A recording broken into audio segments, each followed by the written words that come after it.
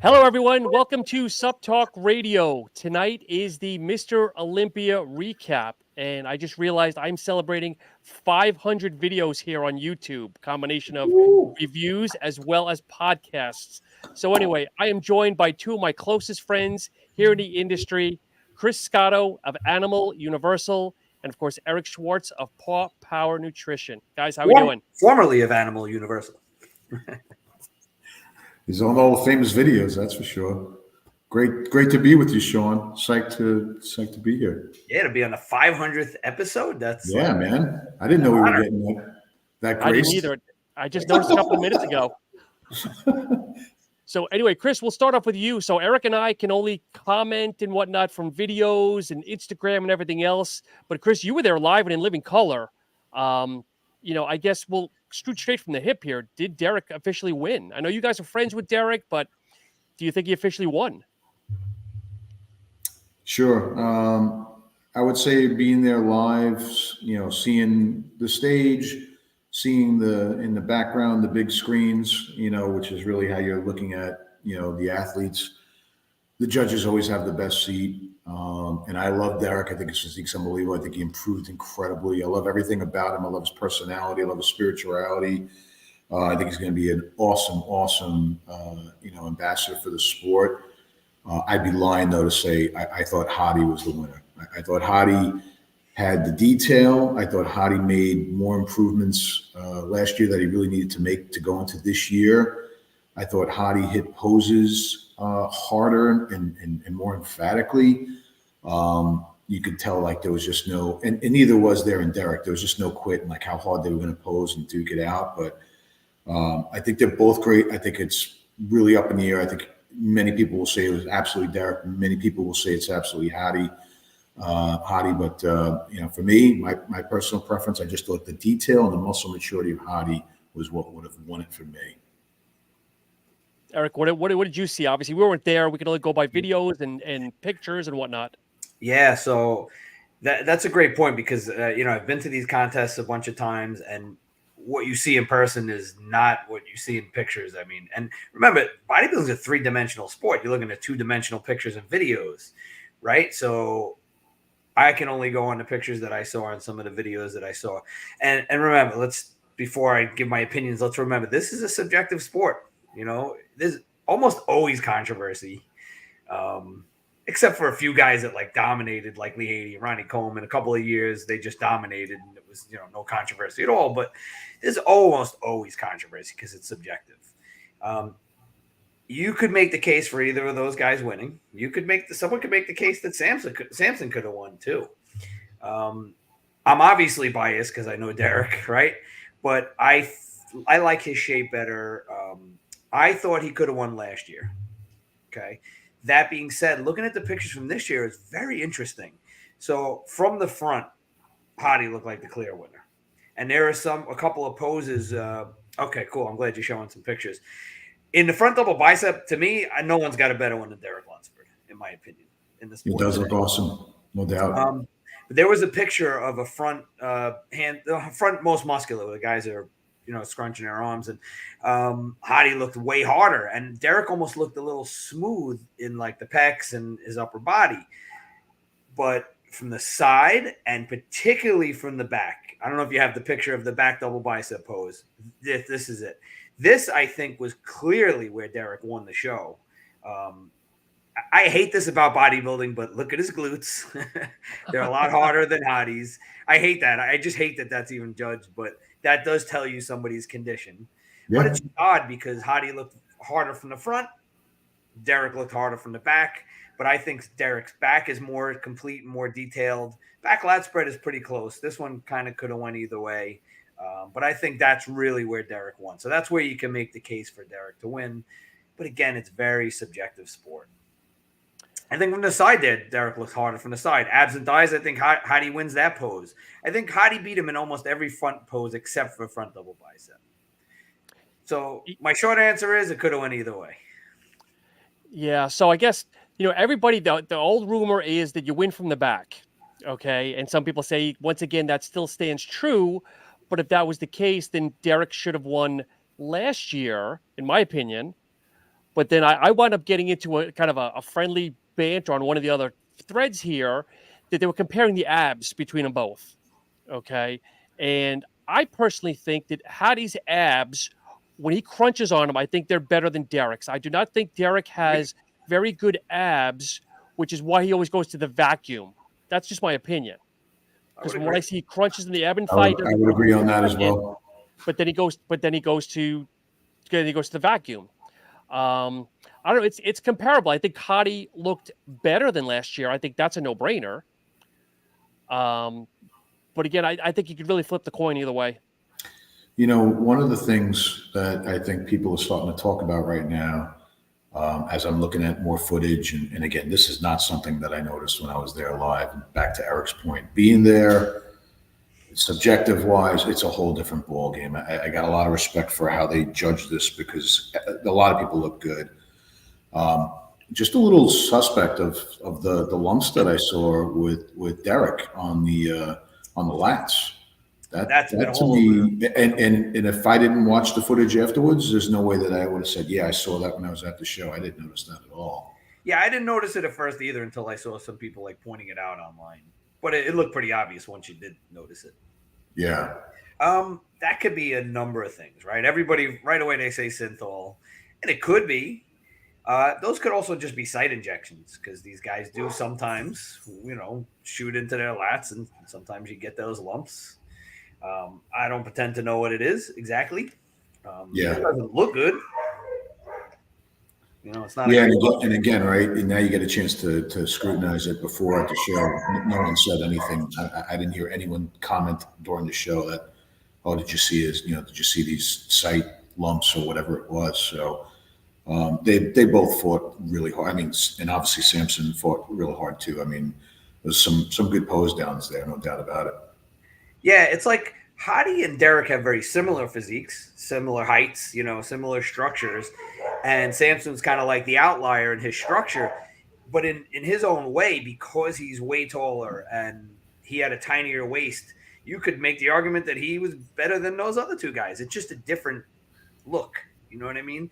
That's the thing about bodybuilding it's frustrating. It's not black or white. It's not baseball. You hit a home run, it goes over the wall. That's a home run. There's no question about it, right? It's subjective. Yeah, so since you brought up Samson here, we'll just bring up here for a minute. Here's a couple of videos here. But he's just, I mean, can we agree that he will get at least an O? Do you guys think that he will be Mr. Olympia at least once? He's only, I think, 27, 28. He absolutely has the potential. He's got the structure. He's got the shape. He could, for sure. Yeah, I agree. He's got the potential. Shaun, you and I have talked about before. I've kind of said it. I'm not exactly on the Samson train, just because I think there's still a lot of space there. I mean, listen, I don't hold a candle to this guy's wrist, but I mean, if you want to get professionally critical, I think there's some space to still fill out. I think there's still some muscle maturity, a lot of muscle maturity to be had. Because when I did watch it live, the weaknesses were exposed next to the other guys that were just like Michelin men, where every spot of their body was full of muscle. So he's got a big frame, and when he fills it out, he's gonna be super serious. Yeah, that's the thing. He's got the room to do it. So if he does put on that exercise, he could be dominant if he can put it on in the right places and keep that waist small. Like that's the key. Mm-hmm. Chris, is it just his back? Because everyone says his back. Well, since you being there live, was there something else that maybe he needs to bring up as well besides his back? The back it's game over, unfortunately for him compared to the other guys. And again, Samson, if you watch this, you're a spectacular athlete. You're unbelievable, especially how fast you've grown in the placings. Just giving you my honest opinion of what I saw on stage. That was definitely like the eye. Yeah, whatever we say here is splitting hairs. I mean, these guys look like, better than 99% of the people walking the planet Earth. So whatever we have is really just splitting hairs. Yeah, keep that in perspective. Very true. Greg Doucette actually said in one of his videos that he would love to see Samson's legs smaller. And I'm thinking, smaller? I don't know if he meant that maybe they're overpowering to his upper body, but I don't know. I don't think so. Yeah, I don't get that one. So what about the rest of the placings, guys? I mean, we had some really interesting placings. Kris, I mean, do you agree with a lot of the placings, or because I guess the big thing too is Brandon? I'll just go straight out. Brandon, people, with his hospitalization and stuff. Do you think he should have had fourth? I got to tell you, man, when he came out on stage, I was like, damn, guy still got it. That upper body is just a work of art. I mean, he comes out, he's just full, the V taper, legs were, I think, just as good as they ever were. Maybe not as lean or ripped as they might have been in Olympia or two before, but for a guy that went to urgent care and decided I'm still going to do this for whatever he was put on or however he was treated, it was quite the stance getting fourth place. And yeah, I mean, still had it all together. Really, just to me, looked dynamite, at least on the screen or in person. Honestly, I wouldn't disagree with fourth place with him. I really don't. Yeah, I mean, but let's be honest. Do you think he will ever win Olympia again, or is it just at this point, if he keeps cracking the top 5 like he's been doing the last couple of years? Anything can happen. We've seen guys come back, but I think at his point in his career, I don't see how it happens with this, new breed of Derek and Samson coming, and Andrew Jack is only one place away right now. So. And again, another guy, right, that just got tons of space to fill out and really come into his own. But the fact that he got fourth place, he's still like to me, he'll be like that Chris Cormier that always is good for like that 5th or 6th place for sure. If he wants it, he's a family guy. Who surprised you the most out of when you saw top 10, I guess, Kris, again, you being there live? Krizo. Yeah, Krizo. Not that he surprised me, but everyone's like, he's got to do squats. He doesn't have any glutes, and the guy came with detailed glutes, and just his posing, just his look. He's just got like that. Oh my God, like the Mike Matarazzo bicep look. When he hit back shots, his back shots were great.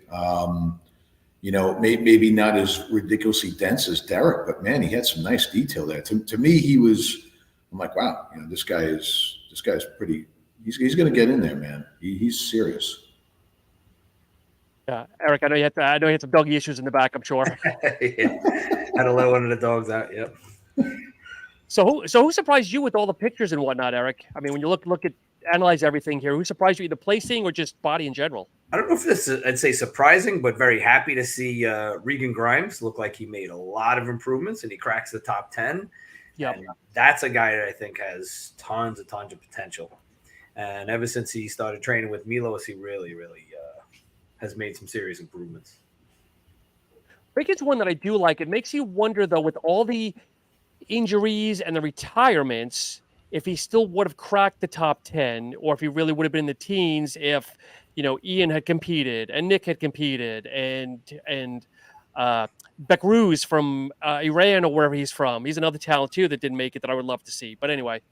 That's the $60,000 question, right? Where would have Nick Walker placed in this lineup? It's hard to say, obviously without him actually being out there. Yeah. Kris, what else? It's again, tell us the difference in live and in person. I mean, you were there. You said you had a story off air you wanted to share. Sure. Well, I was very lucky to be there.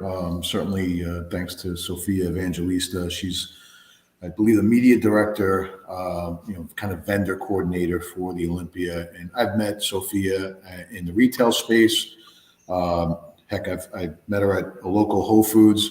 I mean, what girl walks around or what woman walks around the Whole Foods with a Mr. Olympia satin jacket on? So you got to ask, hey, what do you do for a living? Is that how you met her? Yeah. I got to know her over the years, and she's a sweetheart and a half. Anyway, she had helped me get some nice access to the show, and obviously the athletes walking around is the real fun part. I think about it as, hey, whether you're a Boston Red Sox fan, you're a Yankee fan, a Met fan, Giants fan, Jets fan, whatever it may be. When you get to rub elbows, like with all your favorite athletes, just like to walk up to them and shake a hand and get an autograph. That access is just awesome. And then when some guys actually sit or stand and talk to you for a little bit and, talk about some training or just talk about, what's next on the horizon, it's just such a great way. I think what's one of the best things about the bodybuilding sport is just that access, if you will. I found most of the guys, athletes, all of them, I'll include the girls in there too. Most of them are like really cool, nice people. They don't let it's a small niche, but in our niche, they're famous, quote unquote, but they don't, it doesn't seem to get to most of them. There's a few exceptions to that rule. But. Definitely. I got to meet Vince Taylor was in the house, which Vince, I don't believe, has been going to shows. Obviously, he still trains. He looks absolutely incredible. And I didn't ask him his age, but another fan did. And he said, I just turned 68. And I would, exactly, same reaction you just had. I was like, what? Like, what? Like, you look, between him and meeting Labrada, who's really a sight to behold in person, because Labrada just looks like a walking statue preserved in time, who, dresses really cool. And he's 64, it's just mind-boggling. I would say just having the interaction with the athletes, whether they're walking in and out, they're taking a break, or you see them after the show, that's probably one of the, if not the best part to going to an Olympia. Interesting. So I did find, I know we brought it up, I'm kind of all over a little bit, but I did want to share Krizo for just a minute here, because I did find his. Sure. Wait a minute here. Bear with me. Yep.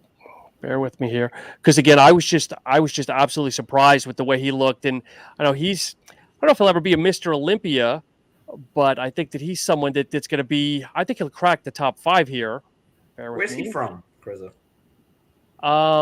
Is he U.S. or is he from Europe? No, he's international. I would say, half people would say Poland, but it's not Polish. It's somewhere in that region. Was it Prague? Is he from Prague? Could be. You might be right. He's a big dude. But yeah, he's got some serious dimensions, man. Is he? I can't tell because he's by himself. Is he tall or short? I can't tell. No, he's a tall guy. I think he's pushing almost 6. Wow. He's up there in height, 5'10", 6 maybe. Great quads. He's got amazing quads. Yeah, and for me, I think his midsection still looks good for his size. Yeah. And I know. I mean, probably some of the best shoulders and bicep development that I've seen in quite some time for. And like I said, look at the back, man. It's like that's what takes me. Got good detail, but he's definitely lacking some size in the back. And those delts are just overpowering, right? The delts are just off the hook. Yeah. And I think, Kris, you had said it earlier, and I know obviously we're all being respectful to everybody here, that maybe his posing just needs a little bit more polish. Yeah, I think so. I ran into Sergio Oliva Jr. Oh, wow. Another sight to behold. And I just said, it's such an honor to meet you. Like, the legacy that you have with the sport, the fact that we all watched you growing up, your father holding you up on stage, as a baby, to seeing you now. And he said to me, I said, so what's new? What are you going to do? I'm like, everyone's like waiting for you. I go, I've been on other podcasts where you're like, other people are like rooting for you. He goes, I'm going to start training with Dorian Yates. So, I heard that. Sergio Oliva, if you haven't heard it anywhere, I mean, obviously he didn't mention anything like, hey, keep it a secret or anything like that. Breaking news, Kris. Yeah. Breaking news. Sergio Oliva Jr. going to be training with Dorian Yates, and I think that's great. Listen, it's a change. It's an intensity change, and it could be something that's really positive for him. He's definitely got. I think that's definitely a diamond in the rough, man. But I think age is against him now, though, because I think he's mid to late 30s, though, which again, in hindsight, is still young. But I think it's Olympia 40. Yeah, I mean. Yeah, I hear you, Shaun, on that, but man, we're seeing a lot of people defy the gravity with that, right? They're getting into their best at 40, 41, 42, 44. Yeah, I mean, Chris Scotto's going good at 70. Look how he's doing. No, I'm 70. He's 65. Oh, I forgot you're the oldest one here. That's awesome. Yes, and I've got Eric by like 2 months, but anyway. So what about Hunter though? So I'm always on the fence with Hunter, because he's making his improvements, but almost I think on game day, he's always off a little bit. And I don't know if the new crop, even though he's young, I don't know if the new crop is already swiping him to the side, or if there's still hope for him. And I'm being respectful here. Yeah. Eric, what do you think? I like Hunter's overall shape and structure, but yeah, I mean, you can see it right here in this video. He's not super crisp. You know, if he had that crispness, it would help him a lot. Almost looking like he's got a hole in a film of water right here. And Like for his me, abs don't look right. I'm just not seeing, for a younger guy, and forgive me, I don't know exactly how old Hunter is. Everyone's younger than me, obviously, as we just pointed out. But I'm just not seeing like improvement from show to show. I feel like I'm either seeing the same, close to the same, where when he came out, it was like, oh my God, look at his back. Oh my God, look at his biceps. Oh my God, look at his quads. And obviously being mentored by his father, mad respect for that. But just not seeing that, like, even, listen, as much as unbelievably developed that Hadi already is, Hadi still came back to the show with noticeable improvements. You know, so it's like, how is this guy gonna, max out more? Because if he's just gonna, and he looks unbelievable, but if he keeps staying like this, no, he might fade further in the lineup. Because he's 31. I just looked up, and I know his big thing last year was he was on a 90% liquid diet, is what everyone kept saying. Everyone talks about that. Yeah. So this year he got better and started doing food. So he made improvements. But again, when you look at everybody else, like Samson putting 20 pounds on, Nick putting on 5 pounds, refining everything he has, Hadi coming in even crisper. I mean, is he making that progress at the same level as everybody else? I think that's the thing, that the competition, it's not so much him, it's that the competition is getting better and better. Yeah. And Kris, I think you mentioned earlier, I don't think he doesn't get mentored by his dad. He has Chow, I forget his first name. He does go to his dad. I don't know why, but it doesn't sound like he utilizes his dad. I mean, he's got to be utilizing for posing. I mean, my God, or just life coach. I mean, again, just not to take over the stage with Lee Labrada here on this podcast, but to meet Lee Labrada and to talk to him and just to see him in person is just like unbelievable. Like it's like I said, a walking statue. The guy is just like the epitome of symmetry, the master class, as they always used to call him. And I only hope that he gains more from his father on what he needs to do. Yeah. Lee was one of the best posers in the game, man. I mean, he was amazing, that presentation. I'll tell you, for me, who surprised me the most, that I think could be a top 7, Tonio Burton. He's a new and upcoming guy that I really like his physique. And I think he was 7th. If I look, he was in the top 10. 8th. He took Charles 8th. Griffin got 10th, I think. Rizzo was 7th. Tonio was 8th. Regan 9th, and Charles Griffin 10th. Yeah. But Kris, what was he like in person, or did you see him pose? I didn't see him much. Yes, I mean, statuesque wise, he's gonna get. He's gonna look smaller next to the bigger guys. I'm talking about Tonio. But man, his detail, I mean, the vascularity is just off the hook. I mean, look at this guy. I mean, just look at this guy. He's a New York pro, but still, yes, very good physique. Big, round, full muscle bellies, which is looks fantastic.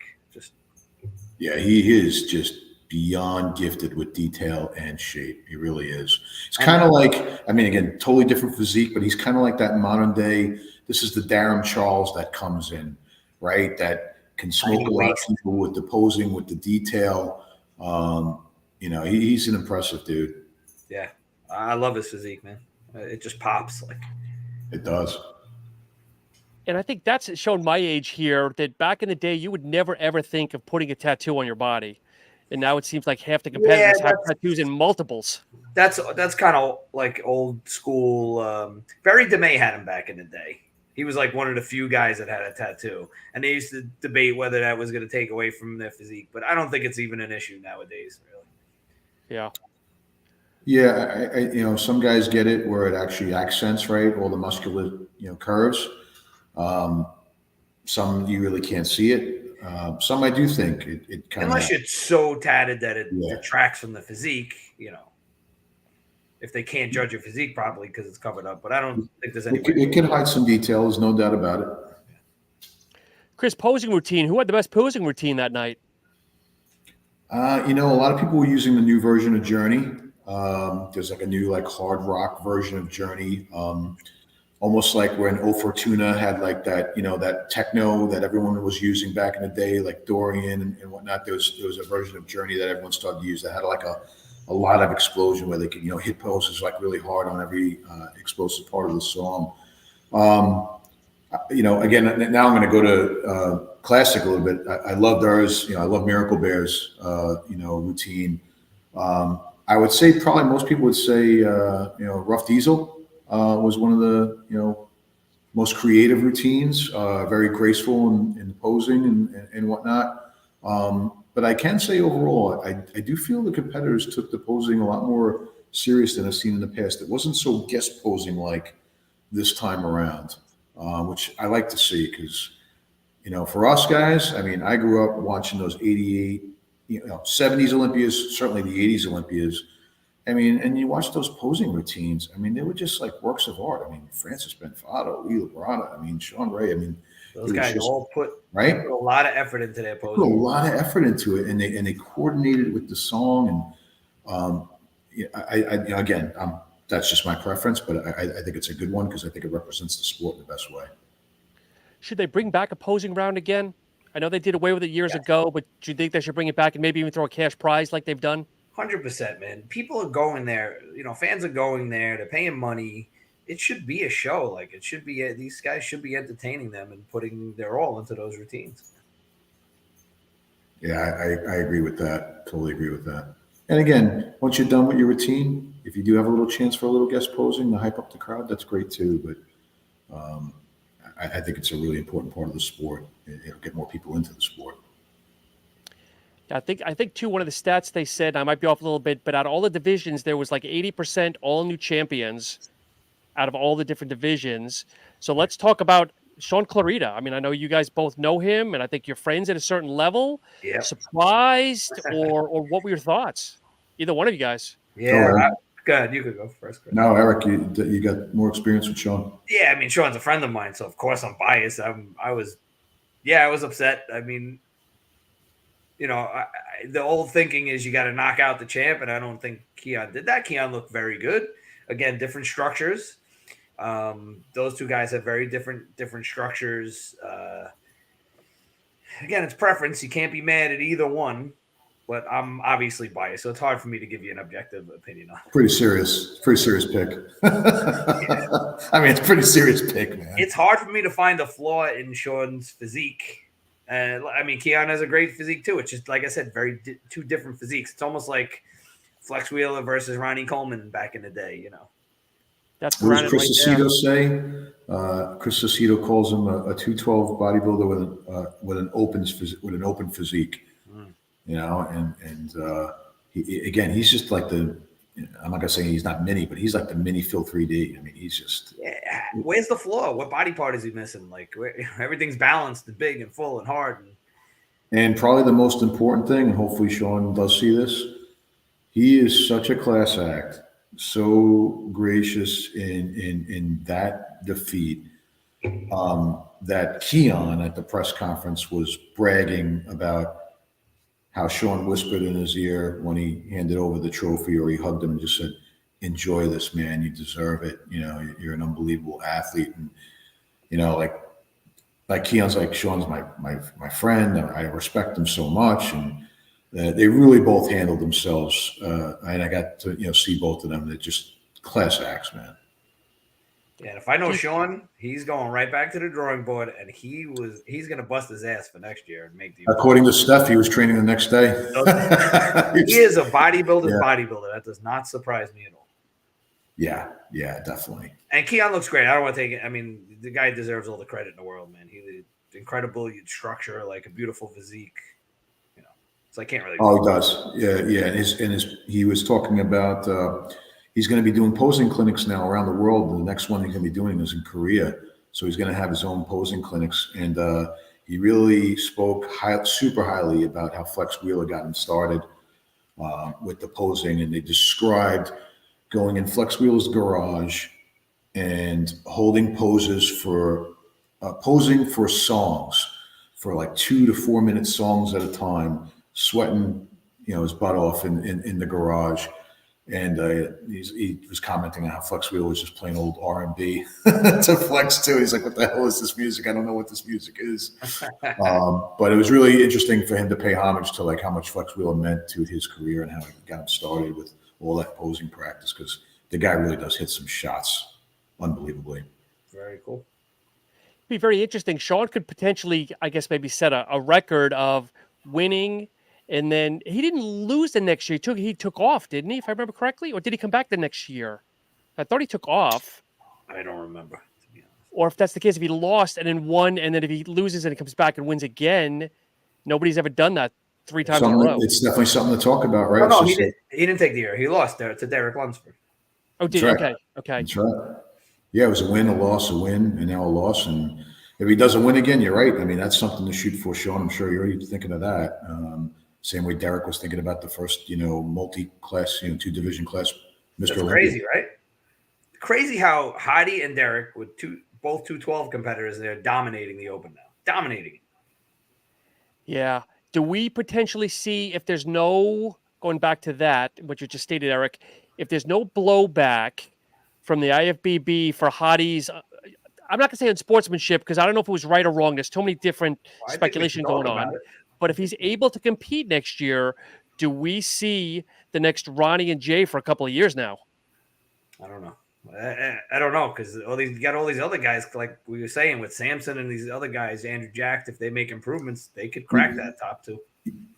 That's a great perspective, Shaun. I would say it feels a little bit more like Heath and Kai, a little bit more like Phil and Kai to me, with Hadi and Derek, as far as maybe that being that rivalry, if you will.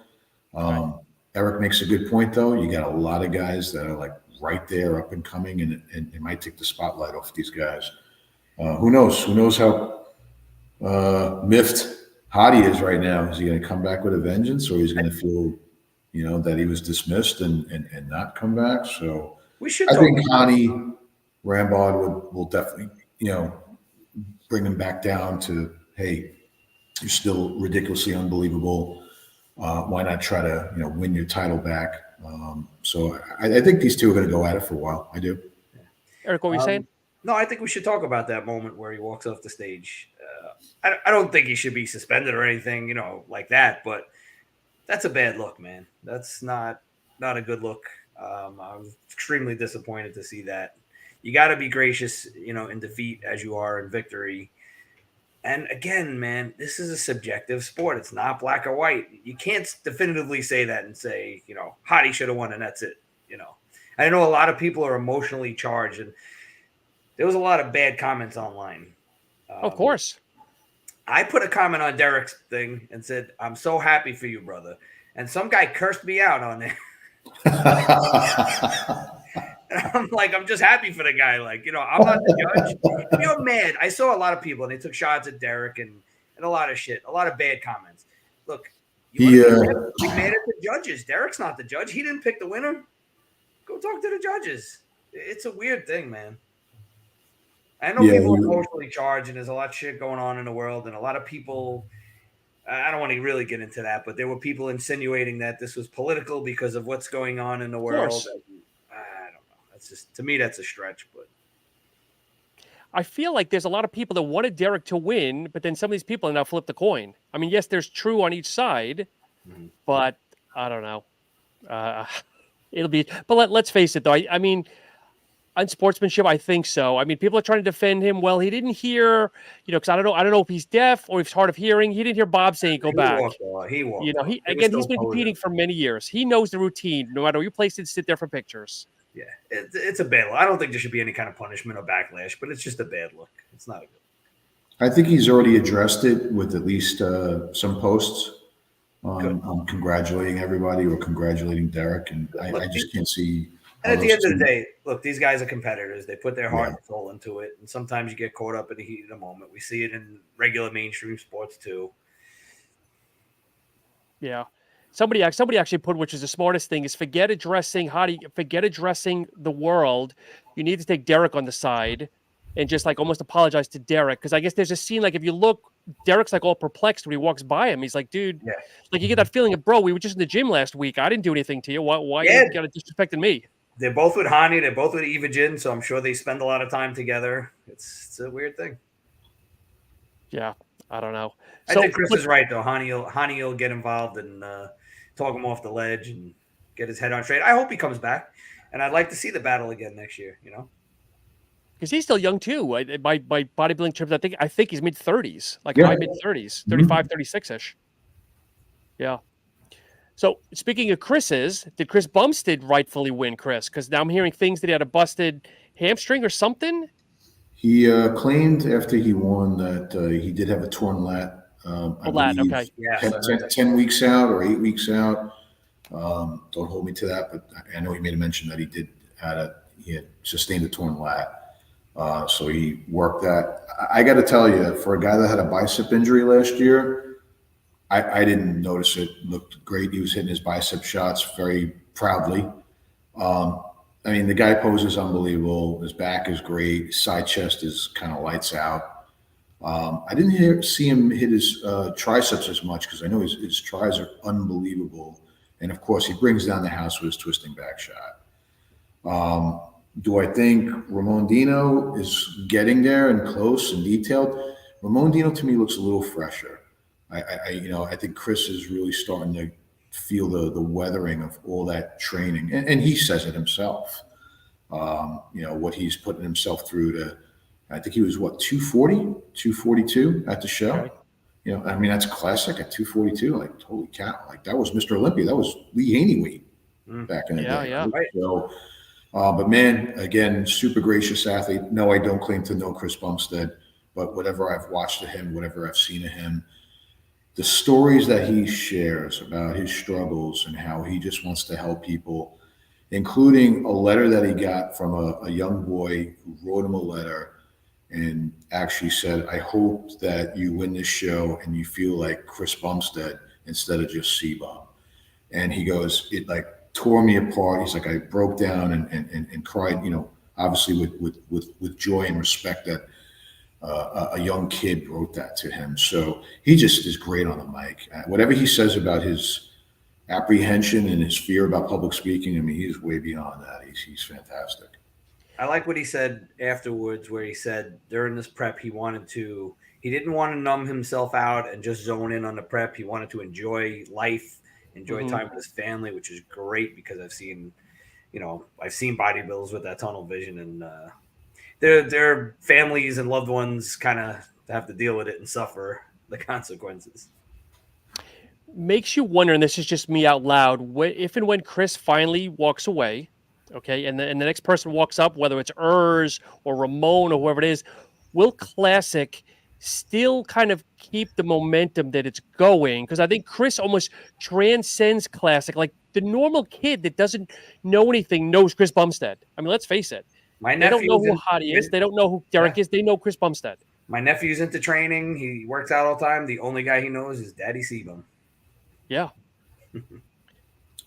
Yeah, it could really impact the sport. I mean, obviously, he's gotten so many people into it. He's got so many young people into bodybuilding, into posing. I mean, and Ciccarello said it many times during the athlete seminar, like you are the most popular bodybuilder on the planet, like bar none, no doubt, no one can debate it. And he's just trying to use it positively, especially when it comes to like mental health. Most of the questions that people ask him are not like, hey, how hard did you work on your back this year for those improvements? People aren't asking those questions. They're like, tell me how you handle a health issue and train through that. Tell me how you handle the mental toughness of getting through, and did you go through anything during this prep? And he's just really natural with his answers, and people just love it. We when I was working for Universal, when he first came onto the scene, we did speak to him. We had a conference call with him about potential sponsorship. We wound up not sponsoring him. Wow. And it's funny you say about the fear of speaking. He barely said anything on the call. Wow. And maybe it's just that he was shy. I don't know, but he barely spoke at all. But and Bumstead's young. How old is Kris?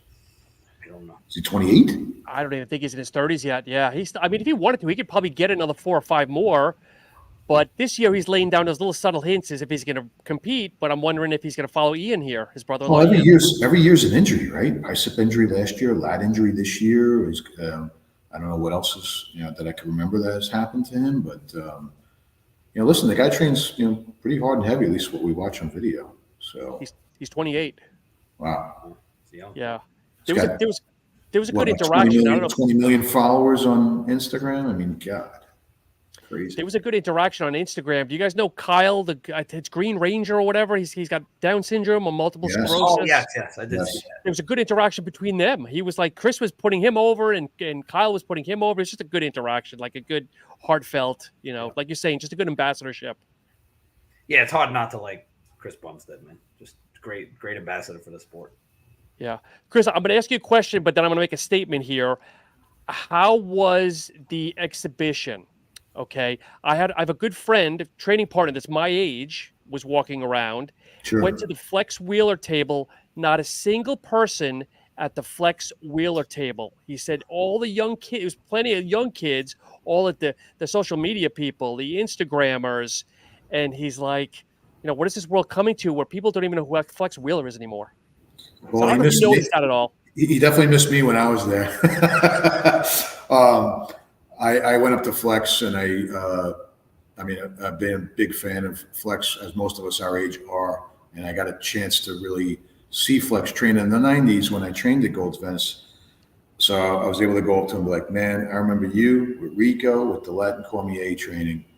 And that was at the Bolt booth, I believe was the name of the equipment that he was co-sponsored with. So I showed him a picture of him at the Ironman in 93, which was his first pro, that I have like a photo that I took a photo of on my phone. And then when I described his training and when I saw him, he's like, man, you remember that? And he's like, those are just the greatest days of training. He's like, that gym was just so alive back then. And I wound up buying one of his shirts because I wanted to show my support. But yeah, it was a shame that I didn't see the line with him, especially how well he's spoken in public about what he's gone through and his mental toughness. I mean, yeah, my God, an amputee, forget that whole level of toughness. But we talked for a little bit, and I enjoyed my little conversation with him. But in hindsight overall, as far as the show, no, it's not the Arnold. As far as the amount of exhibitors and what actions go in there. That being said, did I enjoy who was there and how it was presented? Yeah, I loved it. It definitely could be, most people walk around. This is not just me saying. Most people walk around and say this is not like the Arnold Expo.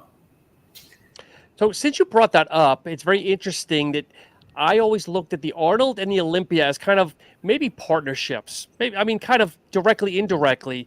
But now it seems like they're against each other. And now with Arnold, with the plane flying over with the tank. The plane flying over, and Arnold saying the pay-per-view is free now this year. Free pay-per-view. He announced it the day during the Olympia. That's wild. So I feel sooner or later that the Arnold might be the new Olympia, like it might be the new Super Bowl of bodybuilding. It always was from the expo standpoint. Mm-hmm. Right.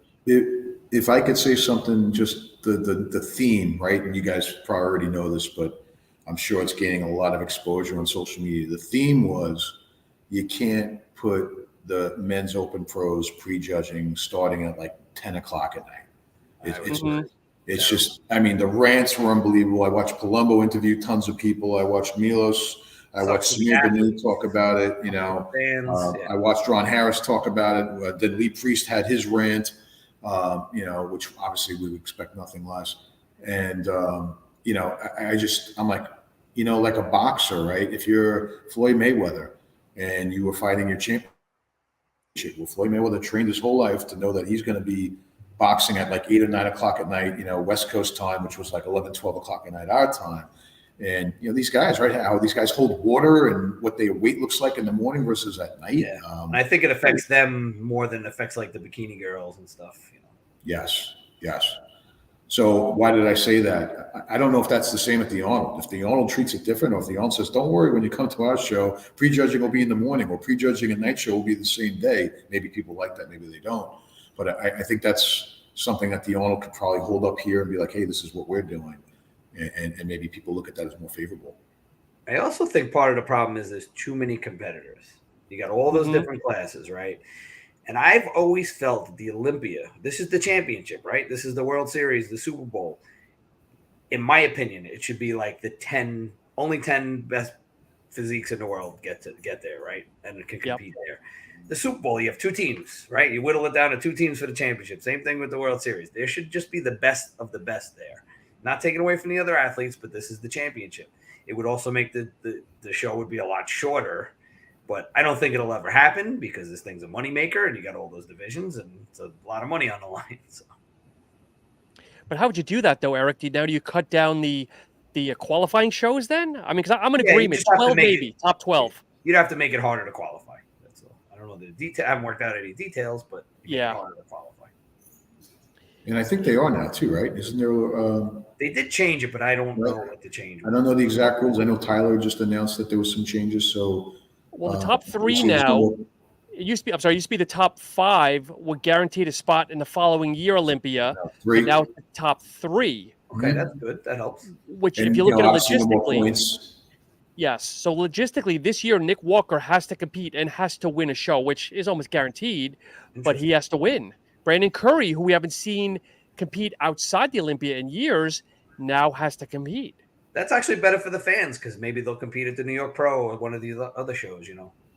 Oh, I agree. Chris and I have talked about this. I miss the days back in the 90s where you could watch or attend a show and you knew that there was at least 1 or 2 top tier, and not to diminish everybody else, but 1 or 2 top tier, whether it's a Flex Wheeler, whether it's a Chris Cormier, whether it's a Porter Cottrell, somebody versus a lot of the, I want to say the 1Bs. And I mean that respectfully. Mm-hmm. Definitely. I mean, listen, that's what the Night of Champions was all about back in the day. Night of Champions. Night of Champions, I mean, contrary to what we're talking about, 40 competitors on stage. But I would tell you from all our experience of going to those shows, the first 20, 25 people were dynamite. I mean, they were all great. Wayne D'Amelia put on a production. Every year they had a different theme on stage. Yes. One year, this is wild. One year was Where's the Beef? They had a live cow on stage. I remember that. Yeah. The year that they had the WBF, the Graves, Vince McMahon's thing, the tombstones, tombstones of the guys who defected to the WBF, and they had their names on them. And the current IFBB guys came out with a sheet over their head. They walk out, they took the sheet off, they grabbed one of the tombstones, cracked it in half. It was a show, and it was at the Beacon Theater in Manhattan, and people used to get dressed up to go there. Like it was a real thing. Like you're going to a Broadway show almost. It was cool. It was a super big deal. And one thing that I missed about those shows too that I don't think really goes on now is just the guest posers. Dorian one year. Just like year after year, there'd be Nasser after he won it would come back for a guest post. I mean, there was just great guest posers as well. They were fun shows and somewhat comparable to that. It was like the Ironman. You go to the Ironman, in California, Redondo Beach, and it was the first show of the year. Always a with good the tune to or the tone that people are prepping for the Arnold by doing the Ironman. Right. And I saw just, oh my God, from top 15 to even 20 athletes being in that show. Everyone was great in their own right. It was such a great show. Ironman had the best lighting, man. The pictures from there always look Mike Neveu just killed it. Yeah. So next year the Olympia is going back to Vegas, right? That's what I heard. For the next 5-6 years, I believe Van Solomon just announced that that's where it's going to be. 60th anniversary of the Olympia. I love Vegas, like as a destination, but I liked it back. If you guys remember, back 80s, 90s, they would change the location every other year, and every other year it was one city in the U.S. and then the next year was a city in Europe. And they would go and change the cities. I thought that was cool because it gave fans from all over the place a chance to see. Right, 91 Orlando, 92 Helsinki, 93 Atlanta. Look at this guy. Right, so was it one year Madison Square Garden? 98 was Madison Square Garden, which was legendary. Backyard. Obviously, it's in New York, in my hometown. That was awesome, man. So if you guys can believe it, that was the last Olympia that I was at. was the 98 Olympia. Wow. So we were there together, Kris. We were there at the same No, I was long overdue. Wow. I was long overdue. And Shaun and I were talking about this quickly before, Eric. The reason why you see the shot behind me, the reason I was able to go to the finals, is I didn't have tickets to the finals. I was blessed with all sorts of access to this show, and I'm grateful for it. Again, thank you, Sophia, Evangelista. I really appreciate you. And I was watching the show from the door because they leave the doors wide open, and I could see these big screens behind me, so I still get a great view. And these two girls come up to me, and they go, "Excuse me, are you alone?" Whoa. Wait, were those the two girls in the picture you showed? No, they weren't those two girls. No. Okay. Were they the girls with the basketballs that are That's what floating I was around? referring to. No, That's exactly what I was. Okay. They were a riot, though. They were fun to talk to. But I looked you were around. talking. I looked around. I said, "Is Eric Schwartz playing a trick on me?" You know, no one comes up to me and asks me, "Two girls, am I alone?" And I said, I just was honest. I said, "Yes, I am." And they said, "Here you go, enjoy the show." And they gave me tickets? and she gave me finals tickets. That's how I got access to it. Wow, that's cool. Whoever you are, if you watch this, I'm grateful. I actually tried to walk and follow you to thank you, but you know, behind me is just like tons of darkness before you get to the seats. So wherever they scattered to, I couldn't find them. And then I actually was watching the show a little bit standing. Fast forward, I'm like, let me walk to the seat and thank these people for getting into the show. And there was nobody like even near my seats. So I had great access. I was really blessed. Really, thank you, whoever did that for me. I can't thank you enough. That's awesome. So, Kris, you didn't follow up with a business card saying if you ever need a mattress, I can get you 5% off? I'm telling you, it literally was like, "Are you alone?" I said, "Yeah." Here you go. Enjoy the show. And like, you thought you were going to get a date there for a second. Whoever was around me, and there were a lot of people doing the same thing as me, like, "Yo, what the F? What's going on? Yeah, what about me?" You know, so I was some super duper nice karma in my life there.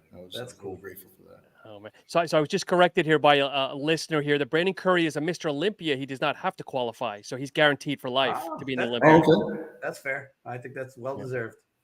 And then someone else has just wrote, the younger generation is in awe of Sam Stulik, Yes. the kid who eats, yada, yada, yada, not knowing who Flex Wheeler is a blasphemy.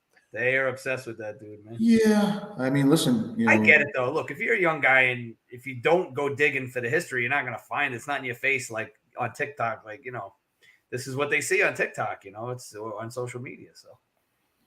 Oh man! So Eric, as you wind down, what's going on with Paw Power? I know you've got a mushroom product that recently released. Feel free to kind of educate the listeners here, please. Yeah. So we've expanded. We started out with our flagship product is dog butter, healthy peanut butter for dogs with supplements in it. And then I always wanted to launch some standalone supplements. In fact, I wanted to start the company with that instead of the peanut butter. Just worked out better that we started out with the dog butter. So we launched 2 food toppers. One is a liquid fish oil, and it's a very high quality human grade liquid fish oil. And the other one is a powdered food topper that's mushroom extracts, which have really been shown. There's a lot of cool research on helping dogs with their immune system, longevity, and even some research that shows it can benefit certain types of cancers. It's not a cancer cure. We're not going to make that claim, but it can benefit that. So, we're slowly but steadily growing. As I say all the time, we're a small company. We're bootstrapping it. We don't have a big budget, but we're slowly getting there. And as I always say, if people are not following Paw Power, you need to follow Paw Power because and not because we're friends, Eric, but you're a blueprint of what should be done with starting a brand. Where I'm going to go for a tangent here, but a lot of people start a new brand and they think I'm just going to put it on Instagram and everyone's going to buy all my stock. But you are at events every single week, if not every other week. Either you, one of the dogs, your lovely wife, whatever's hustling, getting out there, and people need to learn and understand that. Yeah, there's a lot of work goes into it. Yeah, it's funny when you start a company. The first month was great because a lot of friends and family and people I know on social media all bought, and I'm like, oh wow, it's going to be like this all the time. And then boom, the next few months were very quiet. You got to put a lot of work in. It doesn't just happen by accident. There's a lot of work that goes into it. You got to offer people value. Why should somebody buy my product? I'm a tiny little business. Why should somebody buy from me? There's got to be a reason why people would want to buy your product. But that's the reason they should, though. Support small business is my motto. Regardless of us being friends, support small business. Yeah, hopefully, that's cool. I that's great. And what his product stands for, right? He's making it the right way. He's making it high quality. He explains why it is high quality. And I could tell you a testament from me, and I'm not just saying this because we're on this show together, but I mean, my little dog, forget it. With regular kibble, do I spoil her with a little bit of, table food from once in a while? Yes, I do. But I put some of his omegas on top of her kibble, and you would have thought that I gave her like filet mignon. I mean, she just eats it all up. So whoever does watch this, if anything else, with all the other great products that Eric has made, try the omegas. You not only health for your dog, but to get them to eat their dog food if they struggle with that. I was really impressed with how quickly she reacted to it. Yes, and Eric visits his manufacturers. He knows what's being put in the jars. He understands the logistics behind it. It's not just the internet kind of dealings. Yeah, I learned a lot in my time in the supplement industry. So I learned there's a lot of shady stuff that goes on. I know what to look for, and it's important. And Kris, I know it's been out there readily now, but the cage is coming back to the Arnold in March. Do you want to talk about that a little bit, or anything on since you're kind of on behalf of Animal Universal? Sure. Yeah. I mean, listen, when I know of it, we made the announcement a week or two ago, and it blew up big time. Obviously, Arnold posted it. Many people are excited about it. We had to rightfully take it back, if you will, because you could see other companies were starting to be like, oh, we can do a small version of it, or, we're thinking about doing it. Mm-hmm. And, if I could say it, I know Shane had a lot to do with it, and whoever he spoke to was like, "You're not doing the cage unless it's animal cage." It really is synonymous with our brand, and I can't wait to see so many people come back and do it. I'm proud to be part of it. I'll be more part of customer engagement with it, but talking about products, but. I just can't wait to see the excitement that it brings to. Now, I've never been to the cage personally, so for me to be at it and be part of it for 2024 is going to be amazing, and it's just going to add so much more again to already the Arnold Expo and what it already is today. Super psyched about it. That's the best news in the industry that's coming back. The cage is special. It's an amazing experience. I've given the people at Animal a little bit advices on, how to do it logistically, like to help them out on the side. I want to see it kick ass, come back. It's just such a cool. No one does the customer experience quite like Animal. They're not just trying to sell you products. It's not you don't have the booth bunnies over there,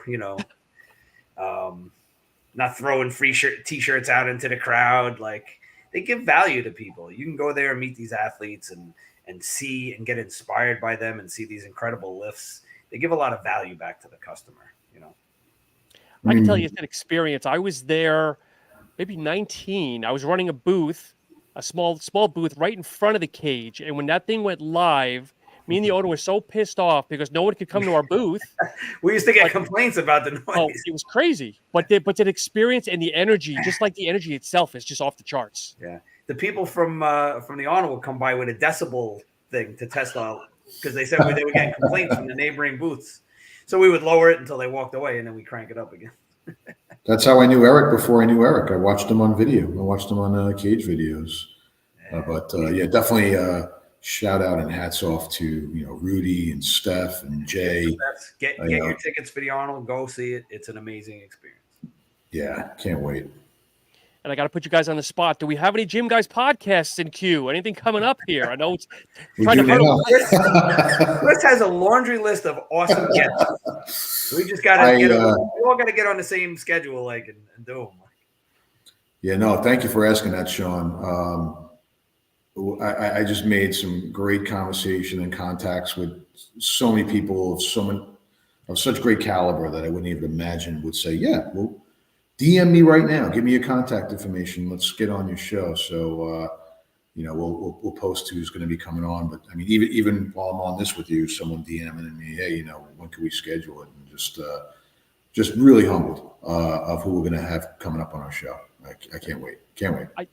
I bust your chops. I mean, it's difficult for me. I'm a sole person trying to get guests, but right. It's you two and obviously people. There's a third person in the mix named Jason Budsock, who rounds out the trio, and trying to get them together. So it's right. Trying to get on the same schedule is tough. Yeah. So, guys, it's always good catching up. I know we saw each other a couple of weeks ago in person. It's always so much fun. As we wind down, anything else that maybe we missed? Kris, any last minute stories? Eric, anything whatsoever?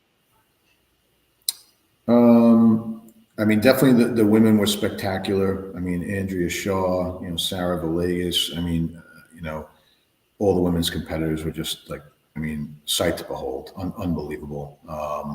So I was happy to watch great parts of those shows. Definitely, I have to say that just the people that are so enamored, and rightfully so, by like someone like Jay Cutler, it's just amazing. It is amazing. He's at the Trifecta booth. The line's like around the entire expo.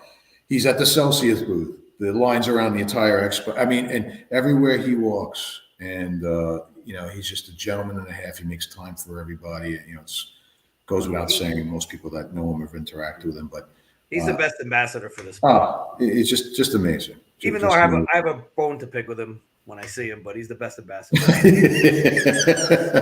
You see still your free T-shirt, Eric? What's that? Did he steal your free T-shirt?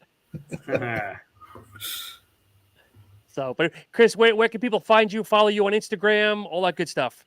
Sure. Drago 1850, just like the Rocky movie. Drago and 1,850 pounds of pressure when he punches. That's my IG. Whatever he hits, he destroys. He did. And Gym Guys Podcast, obviously. Gym Guys Pod on Instagram, Gym Guys Podcast. As Shaun said, we're 20 episodes in. Got a lot of other great talent, other great people from the industry that are going to be coming on our podcast, and couldn't have done it without your support, Shaun. We really appreciate how you've always partnered with us and guided us with this process. Shaun helped us set up the podcast, man. Yeah. And if anybody listening to this, if you're a true historian and want to learn some more knowledge, want to just pick somebody's brain, Kris is like the historian. I don't know how far you go back, Kris. I know we've spoken to 80s. I don't know how much further you go, but I mean, you just to let you can open up Pandora's box. You ask Kris a question, be prepared. It's going to be a fun interaction. I got some good stories. But Eric, what are all your handles, my friend? So on Instagram, it's the Eric Schwartz with a couple of underscores in there. On TikTok, I'm trying to do supplement reviews on TikTok and Instagram now. So I'm sup guy on TikTok, or you can follow us at Poor Power Nutrition on all the social medias. Perfect. As always, guys, it's always a pleasure catching up with you guys, and hopefully we'll be together again in the same room very soon. And as always, I'm SupTalk_radio. Have a great week, and thank you so much. Love you, Shaun. Thank you.